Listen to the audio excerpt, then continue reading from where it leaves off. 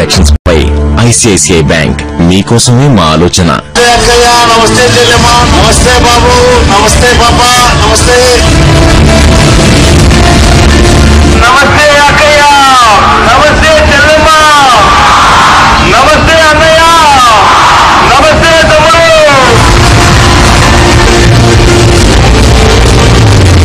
నమస్తే అక్క, నమస్తే అన్న, నమస్తే పెద్దయిన, నమస్తే పెద్దమ్మ, తమ్ముడు, చెల్లెలు అందరికీ నమస్తే.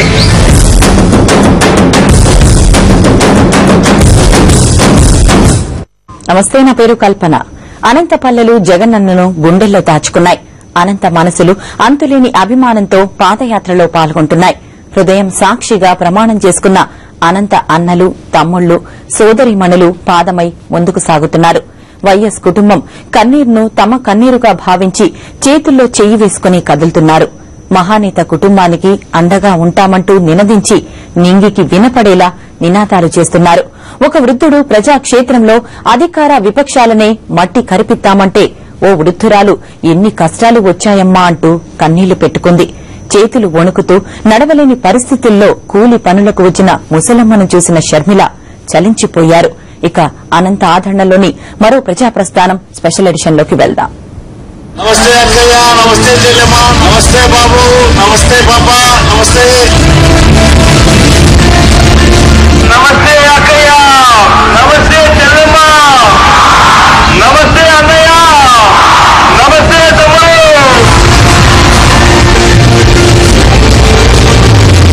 నమస్తే అక్క, నమస్తే అన్న, నమస్తే పెద్దయిన, నమస్తే పెద్దమ్మ, తమ్ముడు, చెల్లెలు అందరికీ నమస్తే.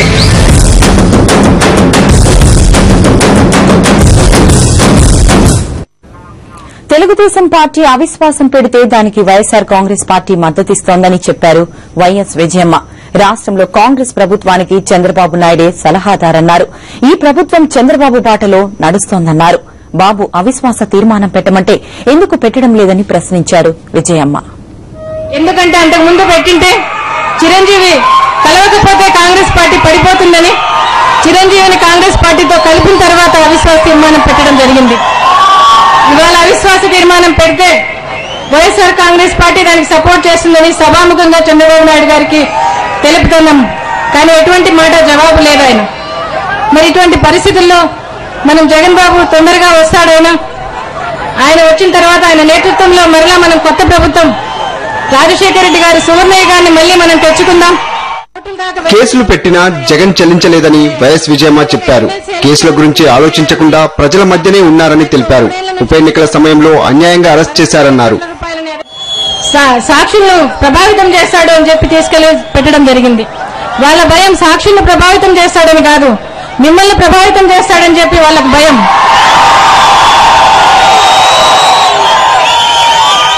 మరి నిన్నటికి 5 నెలలు అవుతుంది ఆయన్ని పెట్టి జైల్లో పెట్టి.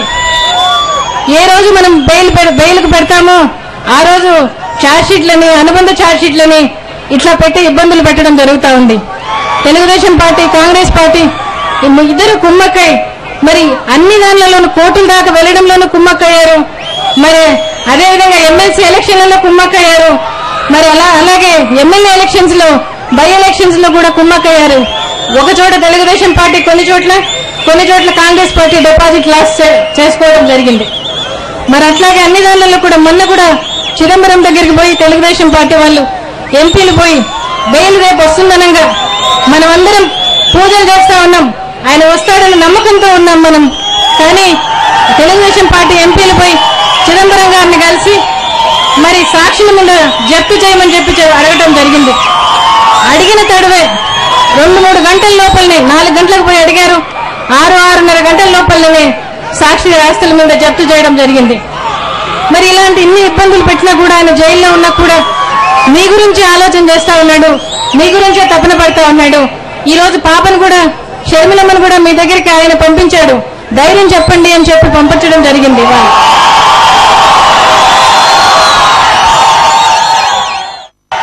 ప్రజల సంక్షేమాన్ని వైఎస్ఆర్ తన బాధ్యతగా గుర్తించారని వైఎస్ విజయమ్మ చెప్పారు. శాచ్యురేషన్ విధానంతో కులాలు, మతాలు, పార్టీలకు అతీతంగా ఆయన సంక్షేమ అభివృద్ధి కార్యక్రమాలనే చేపట్టారని తెలిపారు. Political desk, Sakshi news. Telugu Desam party తన బాధ్యతను పూర్తిగా విస్మరించిందని షర్మిల మండిపడ్డారు. ఎన్టీఆర్ కష్టపడి తెలుగుదేశం పార్టీని అధికారంలోకి తెస్తే కొన్ని నెలల్లోనే బాబు వెన్నుపోటు పొడిచి అధికారం లాక్కున్నారని నిప్పులు చెరిగారు. ఎన్టీఆర్ అధికారంలోకి రావడానికి చేసిన 2 వాగ్దానాలను బాబు తుంగలో తొక్కారని చెప్పారు. ₹2 కిలో బియ్యం, మద్యపాన నిషేధాన్ని ఎత్తేసి ఎన్టీఆర్ ఆశయాలకు బాబు తూట్లు పొడిచారని షర్మిల తెలిపారు.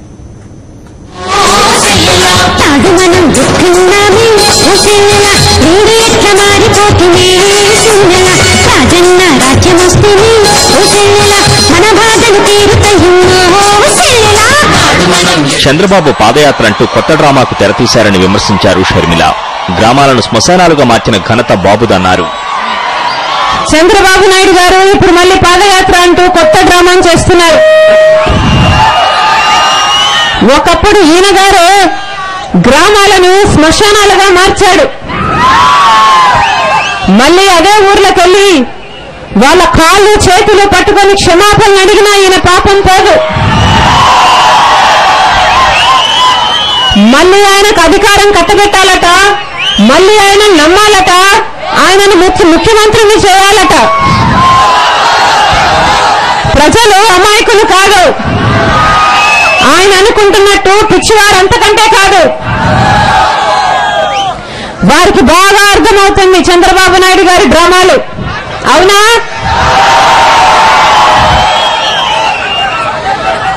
ఈ రోజు చంద్రబాబు నాయుడు గారు కాంగ్రెస్ కలిసి నీచమైన కుమ్మక్కు రాజకీయాలు చేస్తున్నాయి. కాంగ్రెస్ టీడీపీలు చేతులు కలిపి జగన్పై కేసులు పెట్టారని మండిపడ్డారు షర్మిల. సీబీఐని అడ్డుపెట్టుకుని బెయిల్ కూడా రాకుండా చేస్తున్నారని తెలిపారు. మొన్నటికి మొన్న బెయిల్ వస్తుందనంగా ఈడీని ప్రభావితం చేయడానికి, జడ్జిని ప్రభావితం చేయడానికి చంద్రబాబు నాయుడు గారు ఆయన ఎంపీలను చిదంబరం గారి దగ్గరికి పంపించారు. పంపించి జగనన్నకు బెయిల్ రాకుండా సాక్షి ఆస్తులను జప్తు చేయించమని అడిగారు. చిదంబరం గారు కేవలం అందుకోసమే ఆ కుర్చీలో కూర్చున్నట్టు వెంటనే ఆ పని చేశారు.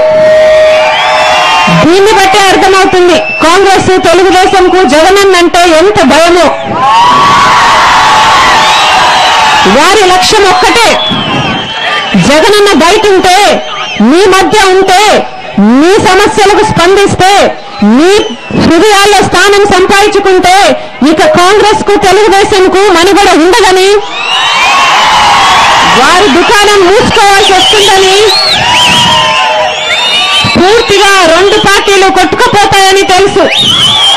అందుకని కుట్రలు పన్ని ఈరోజు జగనన్నను మన మధ్య లేకుండా చేశారు.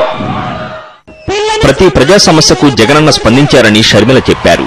ఫీజులు, రైతులు, చేనేతలు ఇలా ప్రతి ఒక్కరి కోసం పోరాటం చేశారన్నారు. అందుకనే వాళ్ళు జగనన్నను దూరం చేశారు ఈరోజు. కానీ ఒక రోజు వస్తుంది, ఆ రోజున ఉదయించే సూర్యుని ఎవ్వరూ ఆపలేనట్టు జగనన్నను కూడా ఎవ్వరూ ఆపలేరు. ఆ రోజు జగనన్న వస్తాడు, వచ్చి వైఎస్ఆర్ కాంగ్రెస్ పార్టీ తరఫున మన అందరినీ రాజన్న రాజ్యం స్థాపించే దిశగా నడిపిస్తాడు. ఒకరోజు రాజన్న రాజ్యం కూడా స్థాపిస్తాడు. ఆ రోజు రాజన్న కన్న ప్రతి కళ నెరవేరుతుంది. రాజన్న రాజ్యంలో జగనన్న 1 కోటి ఎకరాలకు నీరందిస్తారని షర్మిల చెప్పారు. రాజన్న కళలను జగనన్న నిజం చేస్తారన్నారు. Political desk, Sakshi news. Back to మరో ప్రజా ప్రస్థానం. జగన్నాథ రథచక్రాలు వెంట జగన్ నినాదాలు చేస్తూ కదిలారు జనం. దిక్కులు పిక్కటిల్లాయి. గుండె లోతుల్లోంచి పొంగుకొచ్చే అభిమానం రాజన్న రాజ్యం కోసం షర్మిల అడుగు అయింది. కుమ్మక్కు కుట్రలపై వదిలిన బాణం అధికార విపక్షాలపై నిప్పులు చిమ్మింది.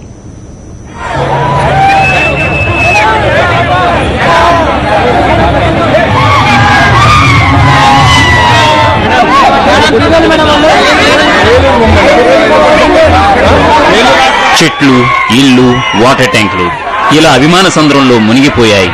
షర్మిల పాదంతో పదం కలిపారు అనంత ప్రజలు.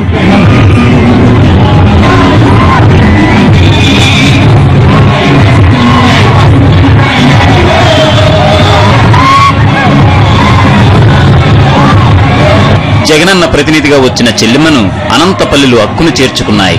రాజన్న నవ్వును, జగనన్న ప్రేమను షర్మిలలో అనంత ప్రజలు చూసుకుంటున్నారని వైఎస్ఆర్ కాంగ్రెస్ నేతలు చెప్పారు. జగనన్న పంపితే వచ్చానని, కుమ్మక్కు ఎక్కువ కాలం నిలబడదని షర్మిల అంటున్నప్పుడు పల్లె మనసులు జగన్కు జైకొడుతూ ఇలా షర్మిల అడుగులో అడిగయ్యాయి.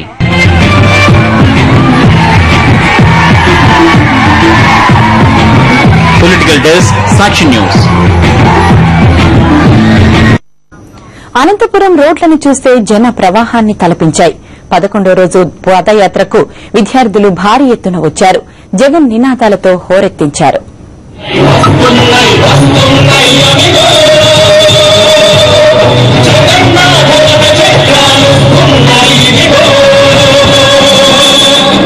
రామగిరి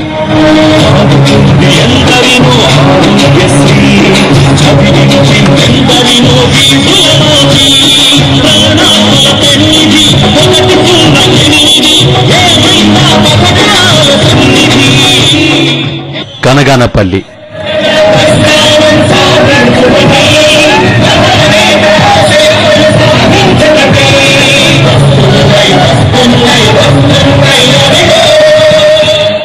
చెన్నకొత్తపల్లి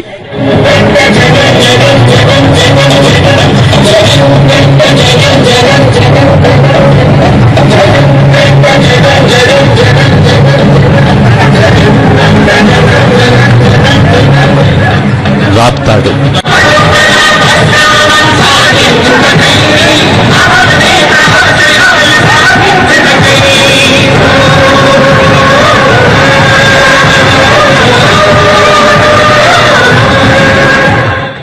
అనంతపల్లిల దారులు జగన్ నినాదాలతో హోరెత్తాయి.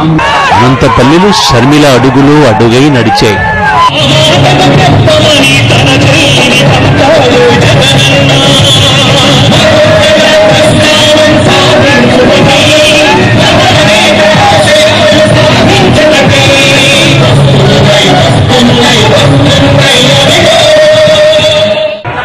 ఒక ప్రభంజనం, ఒక నినాదం, ఒక పట్టుదల తోడైతే ఫలితం ఎలా ఉంటుందో చూడాలంటే ఈ జనాన్ని చూస్తే సరిపోతుందంటున్నారు వైఎస్ఆర్ కాంగ్రెస్ నేతలు.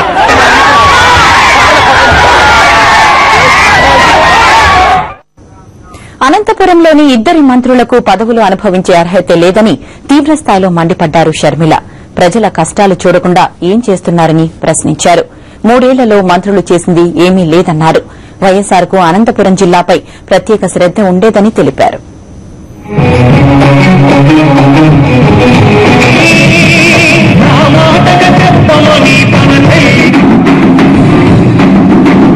హంద్రినివా ప్రాజెక్టు పనులను వైఎస్ఆర్ దాదాపు పూర్తి చేశారని షర్మిల చెప్పారు. హంద్రినివా ప్రాజెక్టు పూర్తయితే అనంతపురం జిల్లాలో దాదాపు 4 లక్షల ఎకరాలు సాగులోకి వస్తుందన్నారు. రాజశేఖర రెడ్డి గారికి అనంతపురం జిల్లా అంటే ప్రత్యేకమైన శ్రద్ధ.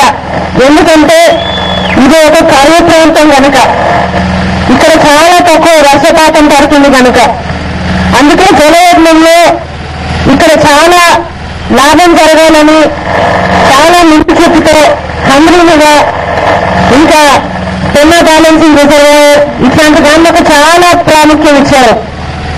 మీరందరూ చెప్తున్నారు, మీకు అందరికీ తెలుసు, 4 ఏళ్ళు దీంట్లో నుంచి వచ్చాయంటున్నారు. అప్పుడు ఎంత బాగుందో ఈ రైతులకు మేము చెప్పాల్సిన పని లేదు, మీరే చెప్తున్నారు మీకెంత బాగుందో. కానీ రాజశేఖర రెడ్డి గారు పోయినప్పటి నుంచి నీళ్ళు ఇక్కడ చేయడానికి ఈ సర్కారు పూర్తిగా నిర్లక్ష్యం చేసింది.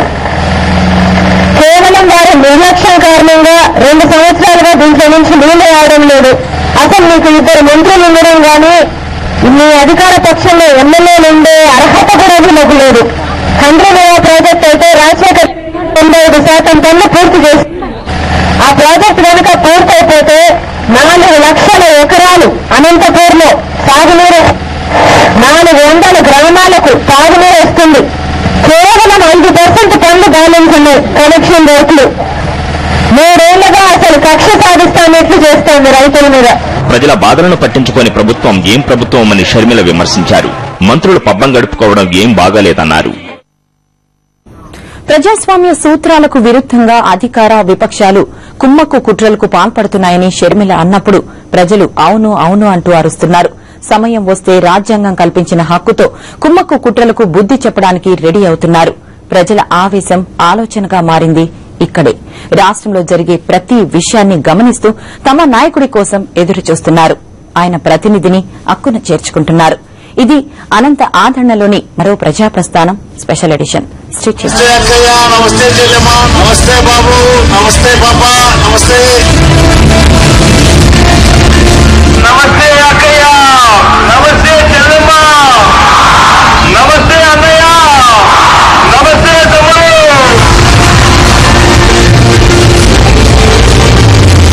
నమస్తే అక్క, నమస్తే అన్న, నమస్తే పెద్దయిన, నమస్తే పెద్దమ్మ, తమ్ముడు చెల్లెలు అందరికీ నమస్తే.